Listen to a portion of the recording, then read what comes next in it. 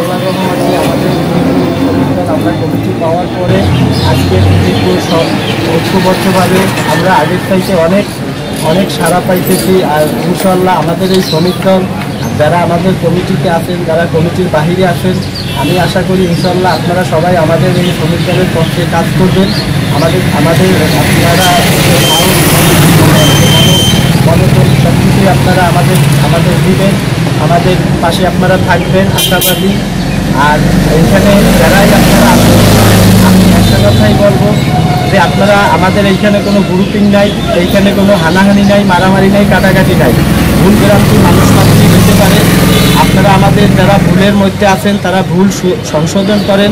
আপনারা আসেন, আমরা দলের বাহিরে না, আমরা সবাই দলের সাথে কাজ করার অঙ্গীকার করি। আর আমরা জাতীয়বাদী দল বিএনপিকে শক্তিশালী করি।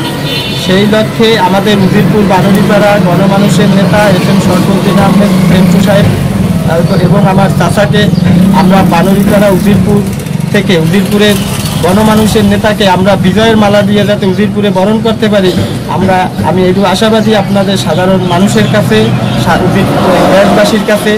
আমাদের দেশমাতা এবং খালেদা জিয়ার রোগ মুক্তি কামনা করি, দীর্ঘায়ু কামনা করি।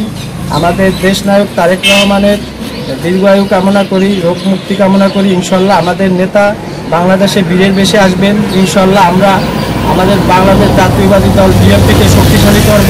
আর আমাদের নেতা, তার জন্য আপনারা দোয়া করবেন। আমাদের গণমানুষের নেতা এস.এম. শরফুদ্দিন আহমেদ সেন্টু সাহেবকে তার জন্য দোয়া করবেন। আমার চাচা, সে আল্লাহ যেন তারে সুস্থ সবল রাখে। ইনশাল্লাহ আপনাদের সাথে নিয়ে যেন সে কাজ করতে পারে। আর আমাদের যে যারা আছে আমাদের উজিরপুর বানুড়িপাড়ায় যারা নেতা যারা আছেন তারাও আসেন। আমরা সবাই ঐক্যবদ্ধ হয়ে কাজ করি। আমরা আমাদের ধানের শীষের পক্ষে কাজ করি। আমরা ধানের শীষকে বিজয়ের লক্ষ্যে আমাদের যা করণীয় কেন্দ্র থেকে আমাদের যে ধরনের নির্দেশনা আসবে আমরা সেই ধরনের নির্দেশনায় কাজ করব।